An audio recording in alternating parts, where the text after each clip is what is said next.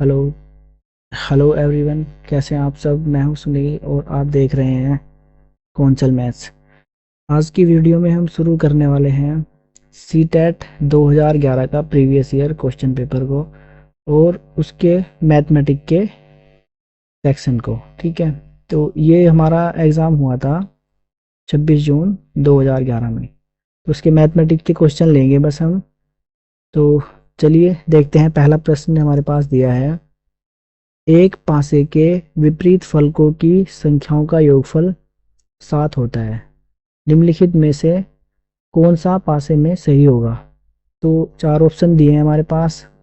इसमें देखो, इन्होंने पहले ही दे दिया है ना, एक पासे के विपरीत फलकों का योगफल कितना होता है हमारे पास, 7 होता है। तो विपरीत फलक, लूडो आपने खेला ही होगा, है ना, कभी ना कभी लूडो में आपने खेला होगा, तो उसमें पता होगा आपको कि अगर मेरे पास यहाँ पे एक दे रखा है तो उसके अपोजिट साइड में हमारे कितने होते हैं, यहाँ पे 6 बिंदु होते हैं। तो इन्होंने बोला है कि विपरीत फलकों की संख्याओं का योग। तो अगर मैं 6 में एक जोड़ दूंगा तो कितना मुझे मिलेगा, मुझे 7। तो इधर अगर मेरे पास 2 हैं तो इधर मेरा कितना होगा, 1 2 3 4 और 5, है ना। तो 2 में अगर मैं 5 जोड़ दूंगा तो कितना मिलेगा मुझे, 7। तो ऐसे ही हमें अपोजिट देखना है। तो ऐसा ऑप्शन मेरा ये तो होगा नहीं, क्योंकि देखो यहाँ पे 2 है और यहाँ पे एक 3 मिल रहा है। ये भी नहीं होगा। तो इसमें से और इसमें से मेरा आंसर होगा। तो यही देख लेता हूँ, आंसर वैसे मेरा यही है। तो देखो, 3 में अगर मैं 4 जोड़ूंगा तो कितना मिल रहा है मुझे, 7। 2 में 5 जोड़ रहे हैं तो कितना मिल रहा है हमें, 7। और 6 में एक जोड़ रहे हैं तो कितना मिल रहा है, 7। क्योंकि ये पासा इन्होंने खोल के दिया हुआ है, अगर इसको हम फोल्ड करेंगे तो इस तरह से बनेगा। एक के अपोजिट कितना आएगा, 6। 2 के अपोजिट कितना आएगा इधर, 7, नहीं 5। 2 के अपोजिट 5 आएगा और 3 के अपोजिट 4 आएगा। तो इसलिए हमारा ऑप्शन नंबर बी करेक्ट हो जाएगा। अगला क्वेश्चन देखते हैं। गणित करने की युक्ति के रूप में सवाल हल करना में शामिल है। तो किस में शामिल है, ये देखते हैं कि अनुमान लगाना, व्यापक, हल पर पहुंचने के लिए संकेतों का प्रयोग और क्रियाकलाप आधारित उपागम। तो इसका आंसर हो जाएगा दोस्तों हमारा डी। जो पैडागोजी के क्वेश्चन होंगे उनका मैं आपको डायरेक्ट आंसर बताऊंगा, और जो सोल्व करने के क्वेश्चन होंगे उनको मैं थोड़ा सोल्व करके बता दूंगा, जिससे कि हमारी वीडियो ज़्यादा लंबी ना हो। तो अगला प्रश्न देखते हैं हमारे पास। अगला प्रश्न दिया है, प्राथमिक कक्षाओं में आकार और स्थान, ठीक है, यानी कि स्पेस की समझ को विकसित करने के लिए किया जाने वाला निम्नलिखित कार्यों को क्रम से लगाइए। तो क्रम से लगाना है इनको। देख लो, ऑप्शन नंबर ए दिया है, 2D आकारों की भुजाओं और शीर्षों का अवलोकन करते हुए उनकी विशेषताओं का मिलान करना, या 2D आकारों की विशेषताओं का सहज बुद्धि से वर्णन करना, या 2D आकारों को छांटना, या विभिन्न 2D आकारों की भुजाओं, शीर्षों और विकर्णों की गणना करते हुए उनका वर्णन करना। तो इसमें से हमारा आंसर हो जाएगा इसका option number A. Option number A, सबसे पहले हम क्या करते हैं, 2D आकारों को छांटते हैं, ठीक है। सबसे पहले 2D आकारों को छांटते हैं, फिर उसके बाद 2D आकारों की भुजाओं और शीर्षों का अवलोकन करते हैं, फिर उसके बाद विभिन्न 2D आकारों की भुजाओं, शीर्षों और विकर्णों की गणना करते हैं, उनका वर्णन करते हैं। सबसे लास्ट में क्या करते हैं हम, 2D आकारों की विशेषताओं का सहज बुद्धि से वर्णन करते हैं, ठीक है। तो इसलिए हमारा ऑप्शन नंबर ए इसका करेक्ट आंसर हो जाएगा। अगला प्रश्न देखते हैं। गणित में निदानात्मक परीक्षण का उद्देश्य, निदानात्मक परीक्षण, ठीक है, डायग्नोस्टिक टेस्ट बोलते हैं इसको। तो वो उसके उद्देश्य क्या है, ठीक है, ये पूछ रहे हैं। तो ऑप्शन है, सत्रांत परीक्षा के लिए प्रश्न पत्र की योजना बनाना, बच्चों की समझ में निहित रिक्तियों को जानना। तो हम लोग क्या करते हैं, हमें गैप ढूंढना होता है ना, हमें गैप ढूंढना होता है बच्चों की समझ में। क्या नहीं आ रहा है ना, बच्चों की समझ में कहाँ से गैप मिल रहा है हमें, तो उसको जानना है, नहीं रिक्तियों को जानना, बच्चे कहाँ से नहीं समझ पा रहे हैं, उसी के लिए हम क्या करते हैं, निदानात्मक परीक्षण करते हैं। तो ऑप्शन नंबर बी इसका करेक्ट आंसर है हमारा। ठीक है, अभिभावकों को प्रतिपुष्टि फीडबैक देना, ये भी हमारा गलत ऑप्शन है। तो प्रगति पत्रक भरना, ये भी गलत ऑप्शन है। तो इसमें ऑप्शन नंबर बी हो जाएगा हमारा। अगला प्रश्न है हमारे पास, जब राजन के सामने शाब्दिक समस्याएं आती हैं तो वह प्राय पूछता है, मैं जमा करूं या घटाना, मैं गुणा करूं या भाग। इस तरह के प्रश्न बताते हैं कि राजन जोड़ और गुणा करना, जोड़ और गुणा नहीं कर सकता, तो गलत हो जाएगा हमारा ऑप्शन। ठीक है, अगला दिया है, राजन कक्षा में बाधा डालने के लिए अवसर खोजता है। कोई भी बच्चा ये नहीं चाहेगा कि मैं कक्षा में बाधा का कारण बनूं, तो ये तो हमारा ऑप्शन बन जाए, गलत हो जाएगा। ऑप्शन नंबर सी है, राजन को भाषा समझ में कठिनाई होती है, ये भी गलत है। तो ऑप्शन नंबर डी हमारा करेक्ट हो जाएगा, राजन संख्या क्रियाओं को नहीं समझता। राजा राजन को संख्या की जो संख्या क्रियाओं का ज्ञान नहीं है, उनकी नॉलेज नहीं है ना, कि मैं मुझे जोड़ना है या घटाना है या गुणा करनी है या भाग करनी है, तो इसलिए इसका option number D correct answer हो जाएगा। अगला प्रश्न देखते हैं हमारे पास 36। ये दिया है, एक समचतुर्भुज के विकर्णों की लंबाई 8 सेंटीमीटर और 6 सेंटीमीटर है, इसका परिमाप बताइए। समचतुर्भुज बोलते हैं हम, इसकी चारों भुजाएं बराबर होती है, यानी कि ये क्या दिया हमारे पास, एक वर्ग। ठीक है, तो वर्ग का क्या पूछ रहे हैं, ये परिमाप पूछ रहे हैं, वर्ग का परिमाप।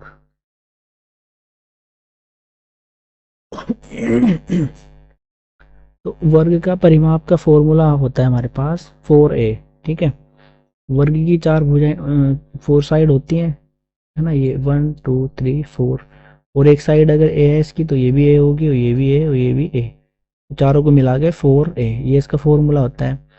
तो हमें पूछ रहा है कि हमें किसकी जरूरत पड़ेगी, अभी इसकी भुजा निकालनी है एक, है ना। इन्होंने क्या दिया, विकर्ण दे रखे हैं, यानी कि V1 दिया हुआ है 8 सेंटीमीटर और V2 दिया है हमारा 6 सेंटीमीटर। तो भुजा निकालने के लिए ना, भुजा निकालने के लिए हमारे पास एक फॉर्मूला होता है, 1/2 under root V1 plus V2, V1 का स्क्वायर V2 का स्क्वायर।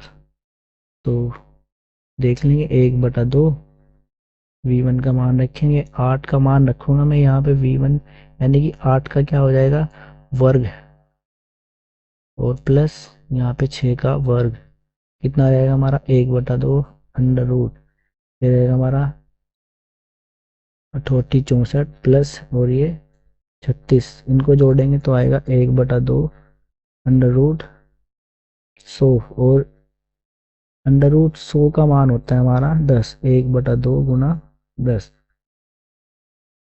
तो ये आ जाएगा हमारा 5, है ना, 2 से काट देंगे, 2 पंजे 10, तो भुजा कितनी आई हमारी 5। अभी हमें क्या मिला है, ए का मान मिला है अभी हमें 5। ठीक है, विकर्णों से क्या मिल गया, ए का मान 5 मिल गया, तो ए का मान यहाँ पे रख देंगे 4 गुना 5, 4 पंजे 20, तो 20 देख लो हमारा कौन सा दिया है, ऑप्शन नंबर सी में दिया है, तो ये हमारा करेक्ट आंसर हो जाएगा।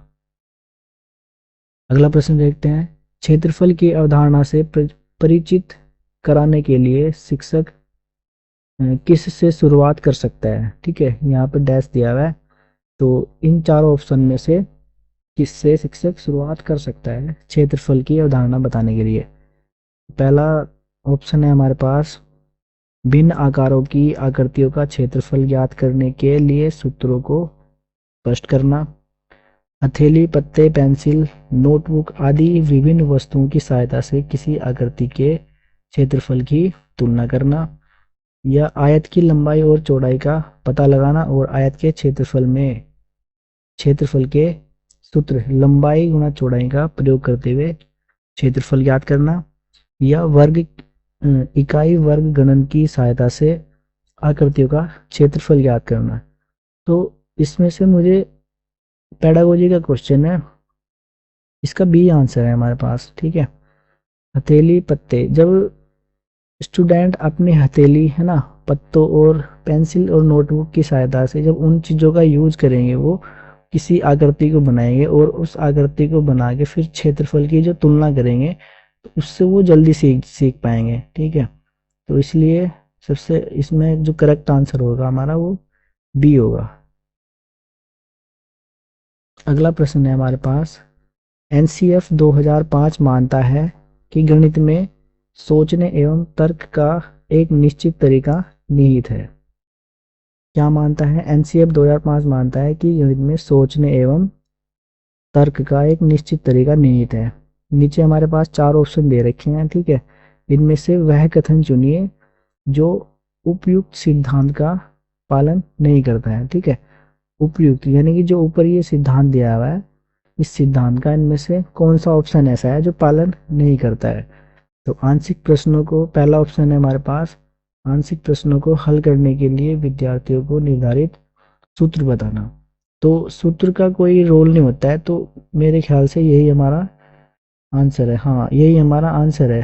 पाठ्य पुस्तक में प्रस्तुत सामग्रियों के लेखन का तरीका, कक्षा के लिए चुने गए क्रियाकलापों एवं अभ्यास, अभ्यास का कोई मतलब नहीं है ना, और उसे पढ़ाने की विधि। ठीक है, तो ये तीनों जो होते हैं, ये तीनों हमारे इसका पालन करते हैं। ठीक है, सोचने एवं तर्क का निश्चित तरीका, ये तीनों तो पालन करते हैं, लेकिन ये नहीं करता है। ठीक है, इसका ऑप्शन नंबर ये पूछ रहे हैं कि कौन सा इनमें से नहीं करता है, तो ऑप्शन नंबर ए हमारा करेक्ट आंसर हो जाएगा। अगला दिया है हमारे पास, एक शिक्षक कक्षा से, ठीक है, ये एक पैटर्न दिया है कि इस पर 1/8 निरूपित करने के लिए कहता है, निम्नलिखित में से कौन सा निरूपण गलत है। तो इनमें से 3 ऑप्शन हमारे सही हैं और एक ऑप्शन हमारा गलत है। तो हमें देखना है कि सही कौन सा है। 1/8 को हमें निरूपित करना है, तो हम क्या करेंगे, 1 2 3 4, 1 2 3 4 5 6 7 और 1 8। तो अगर मुझे इसको 1/8 को निरूपित करना है, तो मैं एक भाग को डार्क कर दूंगा, ये मेरा क्या हो जाएगा, ये पैटर्न मेरा 1/8 के बराबर होगा। तो इसमें से मुझे ढूंढना है, देखो ये 1 2 3 4 और 4 नीचे दे रखे हैं, है ना, तो टोटल 8 है। और डार्क कितना किया उन्होंने, 1 1, तो 1/8 ये तो निरूपित कर रहा है ना, ये इसको निरूपित कर रहा है। इसमें भी देखो 1 2 3 4 और 4 इधर, ये भी 1/8 को निरूपित कर रहा है। और ये वाला, इसमें देखो 1 2 3 4 5 6 7, इसमें 7 है, तो ये तो 1/7 को निरूपित कर रहा है। तो ये कह रहे हैं कि कौन सा निरूपण गलत है, तो यही हमारा आंसर हो जाएगा। ठीक है, ये भी 1/8 को निरूपित कर रहा है, तो आंसर हमारा ये गलत है। ठीक है, गलत पूछ रहे हैं ना, तो ये हमारा आंसर हो जाएगा। अगला प्रश्न है इसमें कि संख्या दे रखी है, इसको पढ़ा जाएगा। इसमें से इसको तो आप आसानी से बता सकते हैं, है ना भाई, ये इकाई होता है, इकाई, दहाई, सैकड़ा, हजार, 10,000 और ये लाख। तो 4,07,928, 4,07,928, तो ये हमारा आंसर हो जाएगा इसका। अगला प्रश्न है, माप की अवधारणा विकसित करने हेतु अपनाए गए निम्नलिखित कार्यों को क्रम से लगाइए। क्या पढ़ाना है हमें, माप, मेजरमेंट। तो इसकी अवधारणा विकसित करने के लिए एक क्रम लगाना है, हमें क्रम से बताना है। ठीक है, पहला है, शिक्षार्थी लंबाई मापने के लिए मानक इकाइयों का प्रयोग करते हैं। शिक्षार्थी लंबाई मापने के लिए अमानक इकाइयों का प्रयोग करते हैं। शिक्षार्थी सरल अवलोकन द्वारा वस्तुओं का सत्यापन करते हैं। सबसे पहला ऑप्शन हमारा यही होगा इसमें, है ना, शिक्षार्थी सरल अवलोकन द्वारा। और लास्ट वाला क्या दिया, शिक्षार्थी मीट्री यानी कि इकाइयों मैट्रिक इकाइयों के बीच के संबंधों को समझते हैं। ठीक है, तो सबसे पहले नंबर पे ये आएगा, डी देख लो, हमारा पहले नंबर पे डी में आ रखा है, तो यही हमारा आंसर हो जाएगा इसमें। 41 का डी आंसर हो जाएगा, क्योंकि सबसे पहले तो जो सरल अवलोकन होंगे उसी के द्वारा वस्तुओं को सत्यापित करना सिखाएंगे बच्चों को। और फिर उसके बाद क्या सिखाएंगे, लंबाई मापने के अमानक इकाइयों का प्रयोग करके सिखाएंगे। उसके बाद हम स्टैंडर्ड है ना मानक इकाइयों का प्रयोग करेंगे, और सबसे बाद में हम मीटर की इकाइयों को समझाएंगे। ठीक है, तो इसलिए हमारा बी आंसर करेक्ट हो जाएगा। अगला प्रश्न देखते हैं। यदि ऑपरेटर, ये ऑपरेटर दिया हुआ है प्लस का, ठीक है, को निम्नलिखित रूप में परिभाषित किया जाए तो 4+3 बराबर क्या, 4+3 को इन्होंने दर्शाया है 4+5। अब देखो जैसे ये लिखा हुआ हमारे पास 4+3, तो इसको इन्होंने कैसे दर्शा रखा है, पहला टर्म तो ऐसे ही ले रखा है और दूसरे टर्म को लिया है इन्होंने क्या, 4+1 है ना। दूसरा टर्म इन्होंने 5 लिया है तो 4+1, अगला टर्म लिया है उन्होंने फिर 5+1, इससे अगला ऐसे है ना, यानी कि 4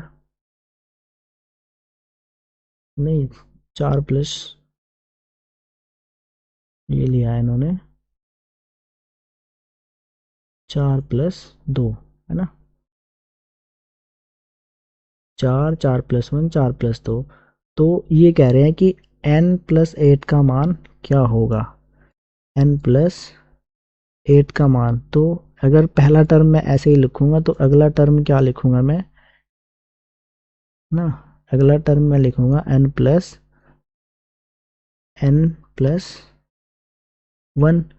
अब देखो लास्ट में कहाँ तक जा रहा है, अगर इन्होंने यहाँ पे कितना लिया है 4, तो ये 6 तक जा रहा है ना।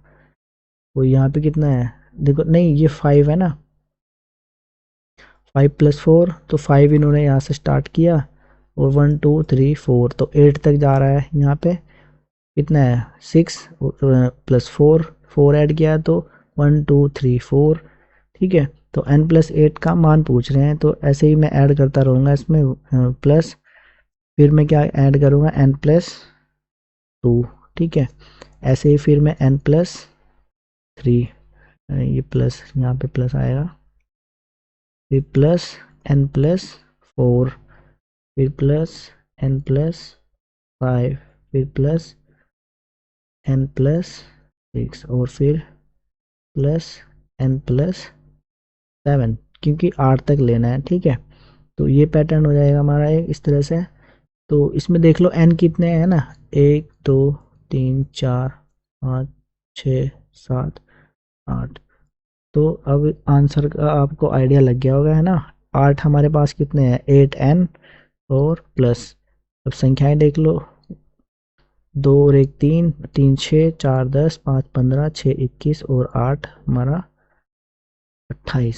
तो 8n+28, तो ऑप्शन नंबर सी हमारा करेक्ट आंसर हो जाएगा। अगला प्रश्न देखते हैं। एक अच्छा गणितज्ञ होने के लिए डैश की जरूरत है, यानी कि गणितज्ञ होने के लिए किस चीज की जरूरत है, सवालों के उत्तर देने की तकनीक में निपुणता। ऑप्शन नंबर बी है अधिकतर सूत्रों को याद करना, सी है बहुत जल्दी सवालों को हल करना, और डी है हमारे पास सभी अवधारणाओं को समझना लागू करना और उनमें संबंध बनाना। तो यही हमारा आंसर हो जाएगा इसमें। एक अच्छा गणितज्ञ वही होगा जो सभी अवधारणाओं को अच्छे से समझेगा, उनको लागू करेगा और उनमें संबंध बना पाएगा। तो डी हमारा करेक्ट आंसर है। अगला प्रश्न देखते हैं। कुछ आमों का भार 2 किलो, आम का भार, ठीक है,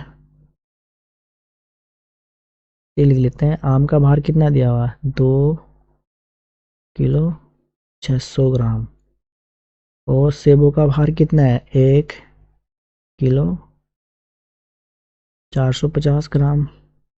तो ये कह रहे हैं कि आमों का भार सेबों के भार से कितना अधिक है।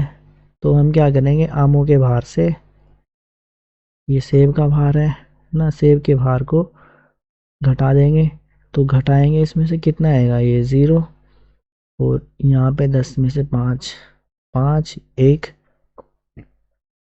है ना, 150 तो ग्राम बचेगा, और 2 किलो में से घटाएंगे 1 तो ये 1 किलो ये बचेगा हमारा 1 किलो 150 ग्राम। तो ऑप्शन नंबर सी हमारा करेक्ट आंसर हो जाएगा।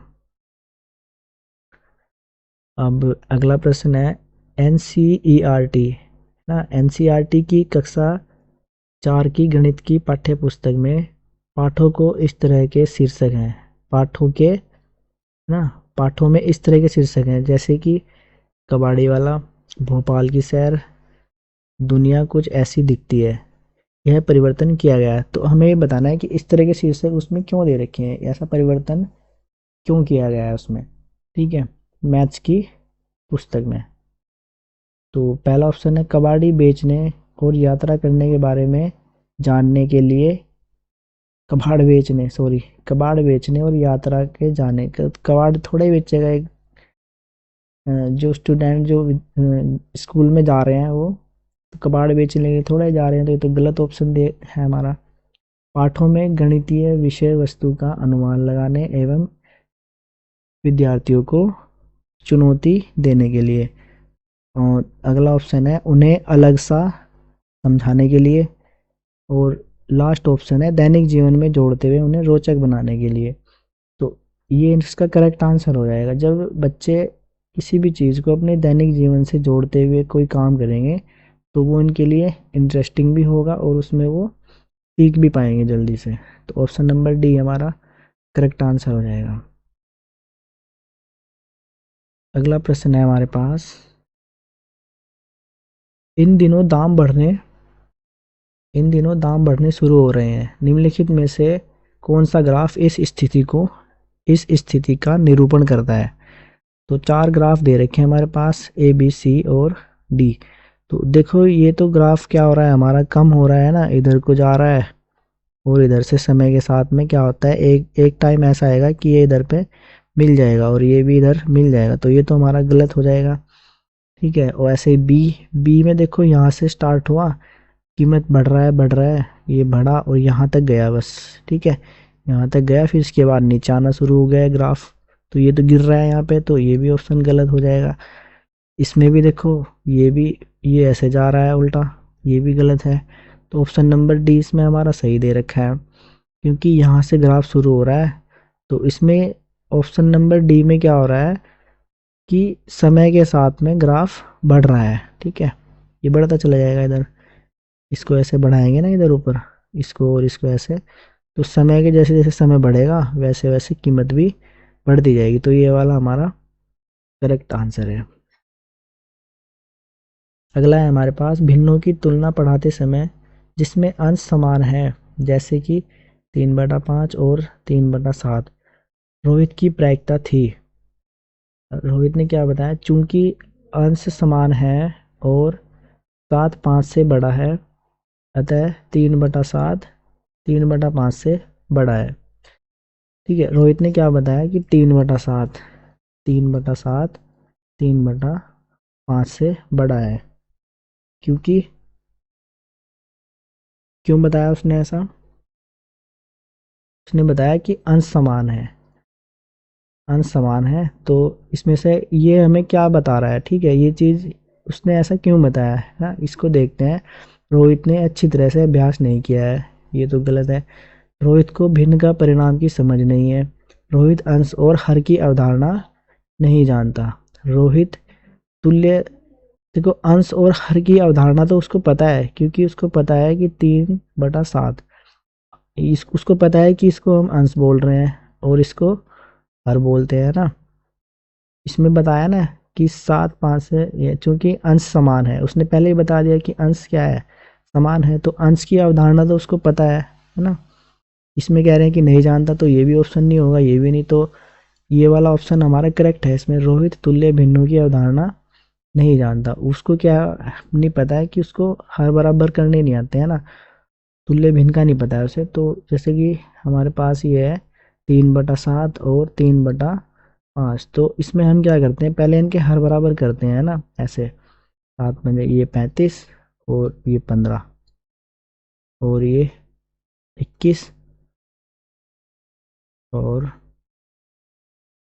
ये 35, तो बड़ी कौन सी भिन्न है हमारी, ये वाली। तो अगर उसको पता होता है कि पहले हमें हर बराबर करने होते हैं, है ना, तो फिर वो क्या करता, इनके पहले हर बराबर करता, फिर ऐसे नहीं बताता हुआ ना। तो इसमें ऑप्शन नंबर डी हमारा करेक्ट आंसर हो जाएगा। अगला प्रश्न है हमारे पास ये, भिन्नों की अवधारणा से परिचित करने के लिए शिक्षक डैश से शुरुआत कर सकता है, इनमें से किस चीज़ से शुरुआत कर सकता है। ऑप्शन नंबर ए, उनके आसपास की वस्तुओं में भिन्न भागों की पहचान कराना। ठीक है, विभिन्न भिन्नों, अंश और हर की पहचान कराना, संख्या रेखा पर भिन्न का पता लगाना। ए बटे बी, देखो ये संख्या रेखा पर भिन्न का पता लगाना ये हमारा 6 क्लास में होता है। ठीक है, 6 या 7 क्लास में स्टार्ट होता है ये। और ए बटा बी ये तो हमारा उससे भी ऊपर होता है ना, 8 या 9th में जाके। और ये अंश और हंस ये भी 6 क्लास में होता है। सबसे जो करेक्ट आंसर होगा उसमें हमारा यही होगा, 49 का ए आंसर। इसमें उनके आसपास की वस्तुओं में भिन्न भागों में पहचान कराना, है ना। तो पैटर्न को ऐसे ही तो बताते हैं हम कि इसमें मुझे 1/2 निरूपित करो, तो ये क्या हो जाएगा, इसको कर देंगे दो हैं टोटल, तो 2 को नीचे और एक भाग हमने डार्क किया, तो 1/2। भिन्न को निरूपण इस तरह से करते हैं हम। ठीक है, तो जब वो अपने आसपास चीज़ें देखेंगे और भिन्न अलग अलग भिन्न भागों की पहचान कराएंगे, तो वो उनके लिए बेटर तरीका होगा सीखने का। अगला क्वेश्चन हमारे पास, माचिस की तीलियों से बने निम्नलिखित पैटर्न की जांच कीजिए। तो ये पैटर्न दे रखा है, देखो अब काउंट करेंगे इसमें, है ना। पहला 1 2 3 4 5 6, कितनी तिल्लियाँ हैं टोटल, 6। और दूसरा दिया है हमारे पास,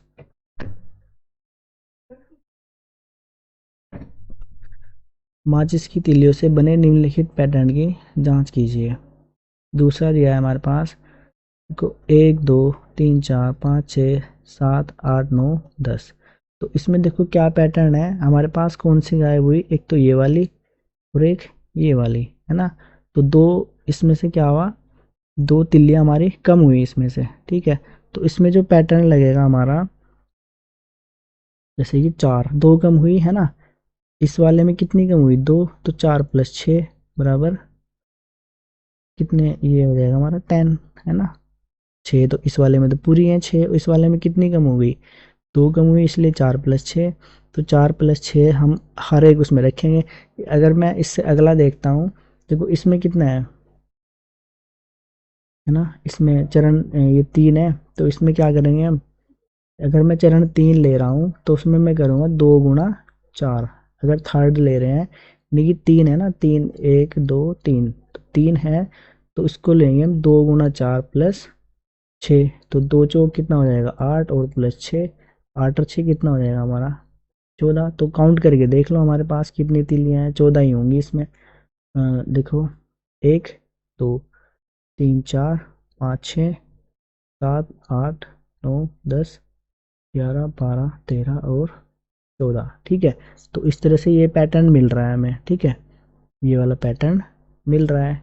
तो ये कह रहे हैं कि यदि पैटर्न निरंतर जारी रहे 15वें चरण के लिए कितनी तिलियों की आवश्यकता होगी। तो अगर वो कह रहे हैं 15वें चरण के लिए, तो उसमें क्या करेंगे हम, 14, है ना। तीसरे चरण में क्या किया हमने, 2 × 4। 15वें में क्या करेंगे, 14 × 4 और +6। ठीक है, तो 14 चौका ये 56 और +6, आंसर आएगा हमारा 62। 62 देख लो कौन से में दिया है, ऑप्शन नंबर ए में दिया है, तो ऑप्शन नंबर ए हमारा करेक्ट आंसर हो जाएगा। अगला सवाल है हमारे पास, एक आयत की लंबाई l और इसकी चौड़ाई लंबाई की आधी है ना। लंबाई कितनी है l, और चौड़ाई चौड़ाई है इसकी, है ना, इसकी लंबाई l और चौड़ाई लंबाई की आधी, तो ये l/2 आधी हो गई। ठीक है, अब इस आयत का परिमाप क्या होगा, आयत का परिमाप,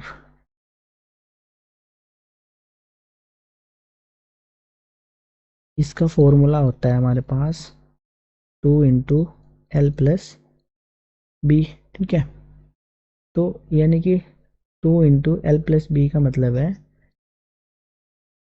लंबाई प्लस चौड़ाई, ठीक है। ये हमारा आयत के परिमाप का फॉर्मूला होता है। ये फॉर्मूले आपको याद करने पड़ेंगे, ठीक है। क्षेत्रफल का क्या होता है, लंबाई गुना चौड़ाई। अगर क्षेत्रफल पूछते हो तो लंबाई गुना चौड़ाई, ये हमारा क्षेत्रफल का होता है। तो ये कह रहे हैं कि उसके बाद कह रहे हैं कि इस आयत का परिमाप क्या होगा यदि यदि उसकी लंबाई दोगुनी कर दी जाए। तो ये दोबारा से बता रहे हैं कि भाई लंबाई दोगुनी कर दो, 12 कर दी, और चौड़ाई को समान रखा जाए, चौड़ाई ऐसे ही रहने दो, चौड़ाई ऐसे ही रहने दो L/2। तो अब बताओ इसका परिमाप कितना होगा, ठीक है। तो अब ये रखेंगे हम, तो यहाँ पे रखेंगे दो, लंबाई कितनी है 2L, और प्लस चौड़ाई कितनी है L/2। तो कर देंगे इसको सोल्व, यहाँ से करेंगे, देखो ये इसकी गुणा करूँगा मैं यहाँ पे हर बराबर करने के लिए, दो ब्रैकेट में ऐसे ही, दो दूनी 4L, 4L प्लस L, तो पूरे का बटा दो, और ब्रैकेट में तो देखो इस दो से ये दो कट जाएगा, तो चार और एक, चार है L और एक ये L, तो कितना आ जाएगा हमारा आंसर, आ जाएगा हमारा 5L। तो 5L देख लो इसमें कौन सा ऑप्शन दे रखा है, ऑप्शन नंबर सी हमारा करेक्ट आंसर हो जाएगा। अब अगला प्रश्न देखते हैं हम, षड्भुजाकार पिरामिड के बारे में कौन सा कथन सत्य है। देखो षड्भुजाकार, देखो त्रिभुज होता है हमारा, त्रिभुज हम त्रिभुज क्यों बोलते हैं, क्योंकि उसमें तीन भुजाएं होती हैं, एक दो तीन। ये कह रहे हैं षड्भुजाकार, यानी कि इसमें छह भुजाएं होंगी, एक दो तीन चार पाँच और एक, ये छः, ठीक है। तो ये कह रहे हैं कि इसके छह षड्भुजाकार फलक होते हैं, छह आयताकार फलकों से जुड़े होते हैं। छह फलक तो होंगे नहीं, फलक तो एक ही होता है हमारा, तो ये तो ऑप्शन हमारा इसमें गलत हो जाएगा, ठीक है। इसके छह फलक हैं और प्रत्येक फलक षड्भुज है, ऐसा थोड़ा ही है कि प्रत्येक फलक, ये भी हमारा आंसर गलत हो जाएगा। एक बिंदु पर मिलते हुए छह त्रिभुजाकार फलक के साथ इसका षड्भुजाकार आधार होता है, तो ये हमारा बेस होता है आधार। और अगर मैं ये पॉइंट ले लूँ ऊपर यहाँ पे इसका, तो इसको मैं बनाऊंगा ऐसे त्रिभुज, तो कितने बन जाएंगे, एक दो तीन चार पाँच और एक ये छः, एक दो तीन चार पाँच छः, ठीक है। तो ये वाला ऑप्शन हमारा करेक्ट हो जाएगा। एक बिंदु पर, एक बिंदु पे मिलाए ना हमने, मिलते हुए छह त्रिभुजाकार फलक के साथ इसका षड्भुजाकार आधार होता है। अब नीचे इसको आधार, अगर मैं इसको खड़ा करूंगा यहाँ से ऐसे, तो ये कुछ इस तरह का बनेगा, इस तरह का, ये ऐसा, ये ना, ये ऐसा, और ये इस तरह का बनेगा, है ना। कुछ इसका पोर्शन उधर चला जाएगा, ये इस तरह का, ठीक है। तो एक ही तो बिंदु पे मिल रहे हैं ये, तो ऑप्शन नंबर सी इसका करेक्ट आंसर हो जाएगा। अगला प्रश्न देखते हैं, हिंदू अरबी संख्यांकन पद्धति में चार अंकों वाली कितनी संख्याएं हैं। तो ये तो भैया आपको याद करना पड़ेगा, रटना। इसमें 9000 होता है, इसका ऑप्शन कितना आंसर होगा इसका, 9000, ऑप्शन नंबर ए। अगला प्रश्न देखते हैं, अगला प्रश्न दिया है हमारे पास, पैटर्न दे रखे हैं ना, इकाई का 3/4 है। तो यानी कि दो पैटर्न है, दो पैटर्न है हमारे पास, एक इकाई का 3/4 है। तो एक से ही 1/2 का कितना होगा, ठीक। तो दो पैटर्न का निकालेंगे पहले हम, इसमें ये दो दिए हैं ना, ये दो पैटर्न दे रखे हैं, इनका इकाई का 3/4। तो यहाँ लिखेंगे हम, है ना, इकाई का 3/4, इकाई का 3/4, ठीक है। तो सबसे पहले लेंगे हम, मान लेंगे इसमें इकाई, है ना, माना इकाई, इकाई बराबर x है, ठीक है। इसलिए फिर x का 3/4 लेंगे ना हम, x का 3/4, ठीक है। अब इसकी जगह क्या करेंगे, अगर हम चित्र का प्रयोग करेंगे तो कितने हैं, कितने हैं हमारे पास, तो इसलिए एक्स बराबर कितना आएगा हमारा 2 गुणा 4/3 यानी कि 8/3। तो ये एक्स का मान आ जाएगा हमारे पास।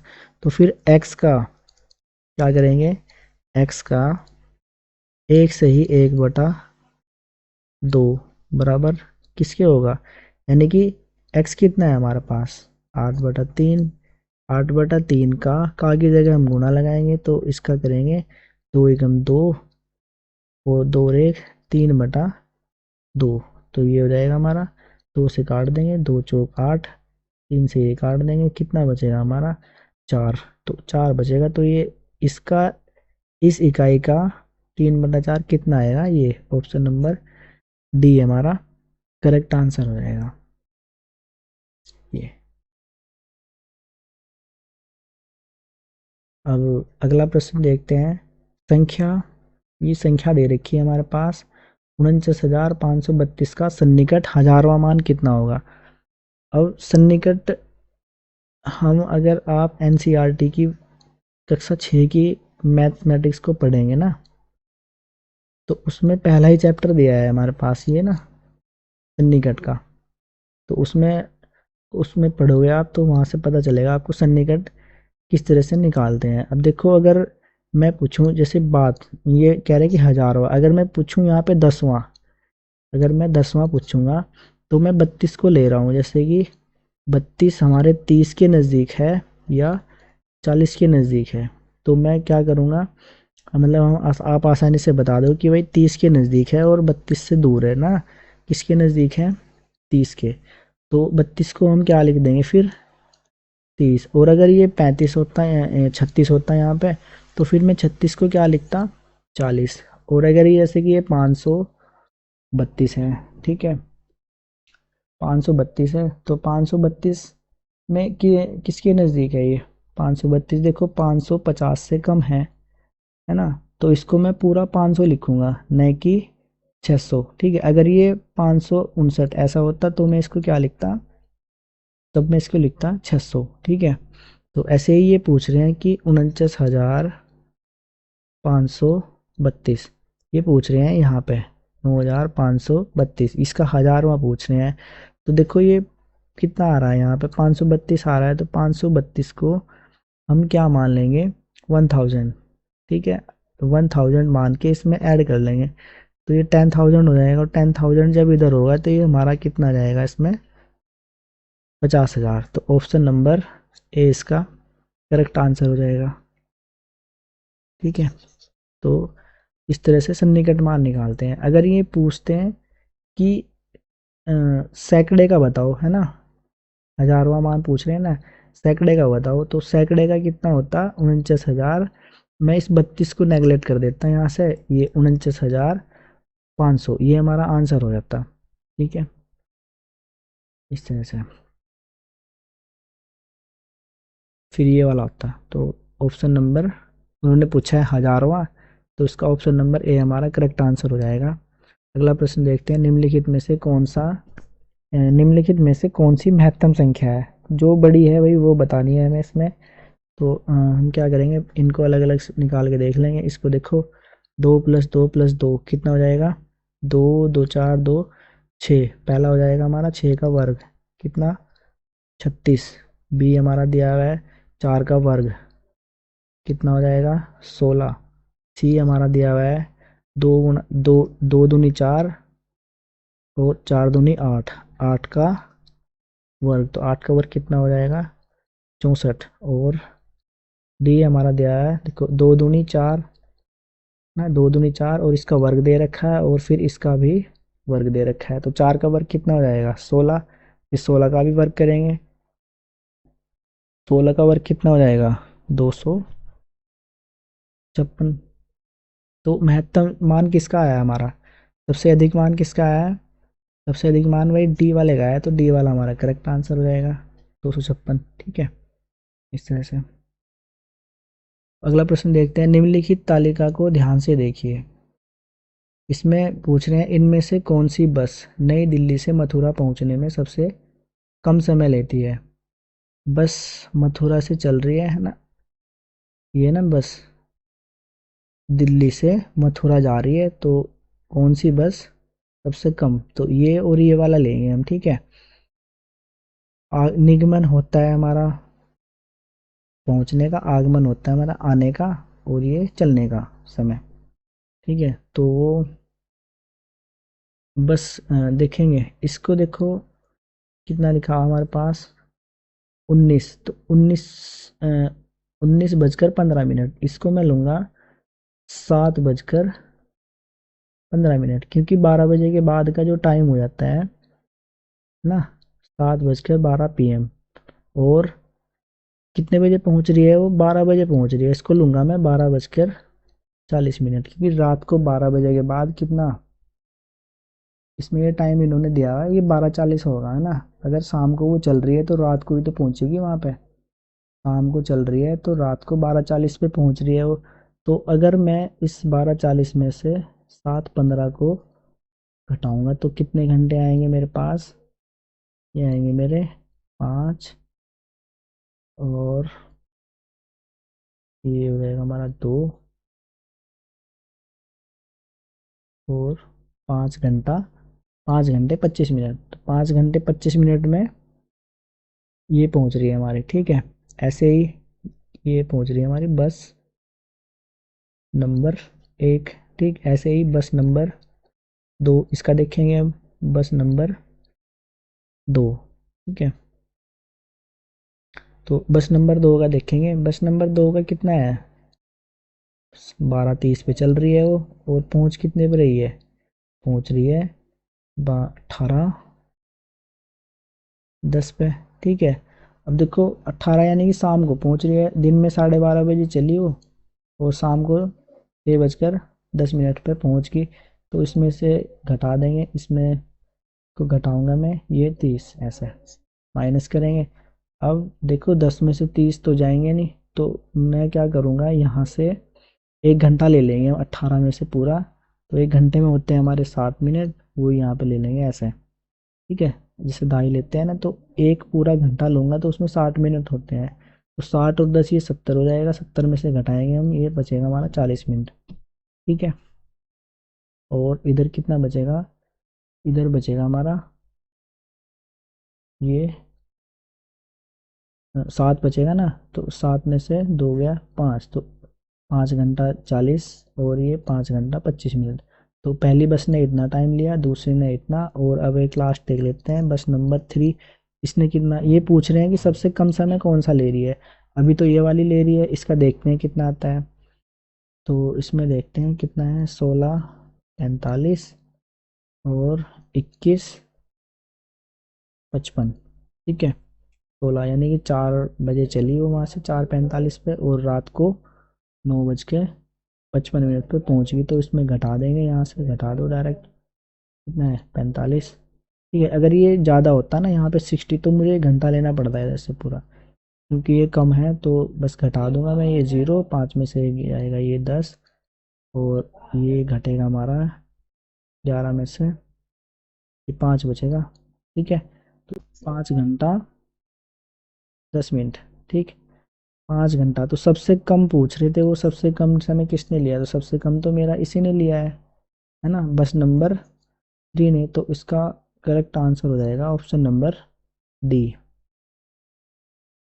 अगला प्रश्न है हमारे पास, भिन्नों का योग पढ़ाते समय शिक्षक को नीचे दी हुई एक त्रुटि ज्ञात हुई, है ना। भिन्नों का योग पढ़ा रहे हैं कोई टीचर, उनको पता चला कि 2+1, नहीं 2/1 + 1/3, और बच्चों ने क्या कर दिया, 2/5, ऊपर का ऊपर एक एक जोड़ दिया और नीचे का नीचे जोड़ दिया है। तो इस स्थिति में शिक्षक को उपचारात्मक कार्य के रूप में क्या करना चाहिए, लघुत्तम समापवर्ती में लैसे की अवधारणा को समझाने में बच्चे की सहायता करें।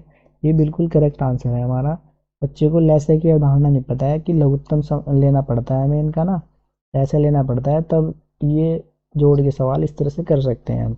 बच्चे से कहे कि वह अधिक से अधिक अभ्यास करे, ये तो गलत है, इसमें अधिक हस्तक्षेप नहीं करना चाहिए, क्योंकि बच्ची जैसे बड़ी होगी वह समझ जाएगी, ये भी गलत ऑप्शन है हमारा, ठीक है। प्रत्येक भिन्न के परिमाण को समझने में बच्चे की सहायता करें, तो ये भी गलत है, और करेक्ट ऑप्शन हमारा ऑप्शन नंबर ए ही होगा इसमें ना, क्योंकि बच्चे को लैसे की अवधारणा नहीं पता है। ठीक है, अगला है हमारे पास, विकास 56 विद्यार्थियों की कक्षा को गणित पढ़ाता है। उसका यह विश्वास है कि यदि परीक्षा के तुरंत बाद फीडबैक दिया जाए तो वह प्रभावी होती है।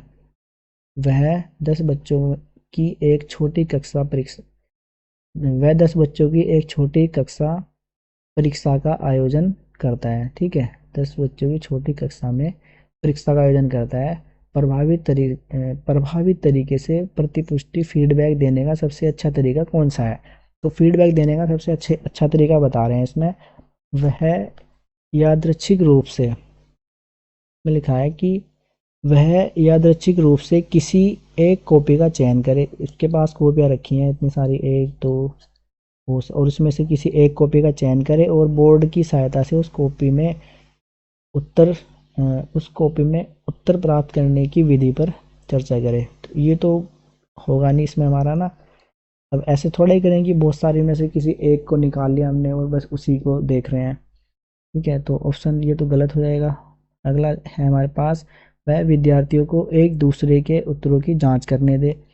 ये भी नहीं, स्टूडेंट को थोड़ा ही बोलेंगे कि आप एक दूसरे की कॉपियों को चेक करो। ठीक है, क्योंकि टीचर तो आप हो, आप ही को चेक करना पड़ेगा। तो ये भी गलत ऑप्शन है। ऑप्शन नंबर सी है हमारे पास, वह प्रत्येक सवाल के हल को बोर्ड पर समझाए और विद्यार्थियों से कहे कि वे स्वयं अपने उत्तर को खोजें। ये भी गलत ऑप्शन है। ऑप्शन नंबर डी हमारा सही होगा, वह पूरी कक्षा के लिए चर्चा का आयोजन कर सकता है।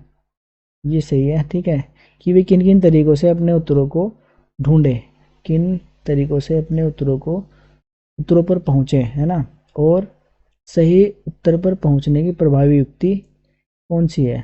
तो ये करेक्ट आंसर हो जाएगा इसमें हमारा ना, ऑप्शन नंबर डी। अगला प्रश्न देखते हैं, एक शिक्षक आकार पढ़ाने के लिए ऐतिहासिक स्थानों के भ्रमण की योजना बना सकता है। ठीक, मेजरमेंट के बारे में पढ़ाना है, आकार, ये, ठीक है, ये बड़ी बिल्डिंग है, ठीक, और ये छोटी बिल्डिंग है। इस तरह से मेजरमेंट पढ़ाना है, तो वो क्या एक भ्रमण की योजना बना सकता है। क्यों बना सकता है?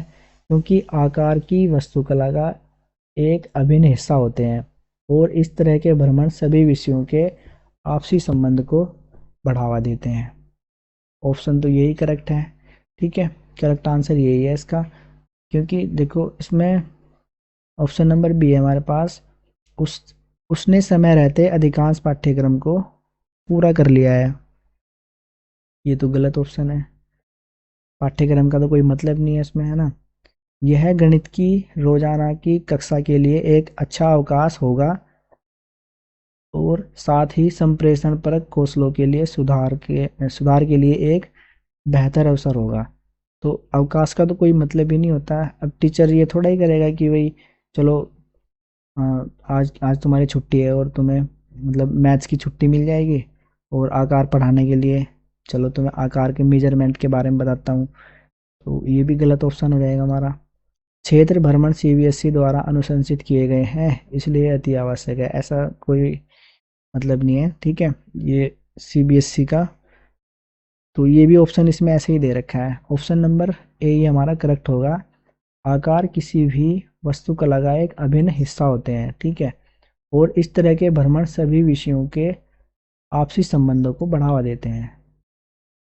पेडागोजी के क्वेश्चन में आपको एक पॉजिटिव वर्ड ढूंढने होते हैं, तो सबसे पॉजिटिव और सटीक आंसर मुझे यही लग रहा है, तो इसलिए ऑप्शन ए हमारा करेक्ट आंसर है।